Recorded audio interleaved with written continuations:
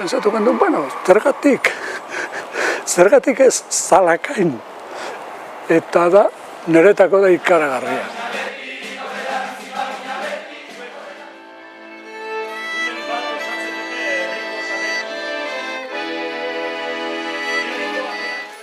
Antzerkia, bai musika, bai dantza, bai literatura, bai poesia, espazio eszenikoa, jantziak, hori dena elkarturik egitea, niretzat izugarrizko gauza edarra da.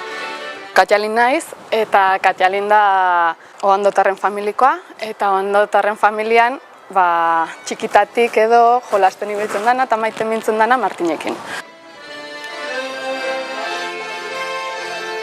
Oso interesante dire, porque Europa guztian eta aspalditik zeuden dantzako akademias de danza, se bailaba el desafío.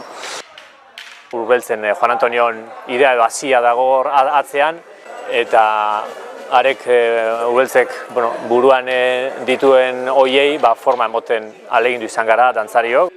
Dantza komunikatzeko beste instrumentu bat gehiago da. Euskal dantzak daukan potentzialidade hortan jolastea da gauzarik edarrena. Dantzak ematen du bizitza taularatzeko, bizitza modu desberdinetan taularatzeko aukera, gure emozioak taularatzeko aukera, gure dena. Juan Antonio Urbeltzek hori da egiten duena.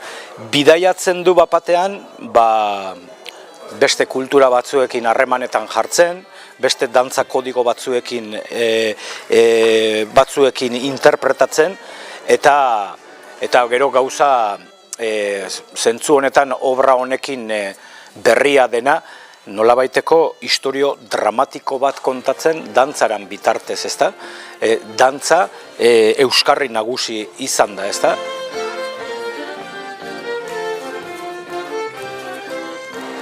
Aire zahar juntan bi bertze berririk, eta hori da gure idea hemendik aurrea, kapaz izaten gea, segitzeko eta finkatzeko.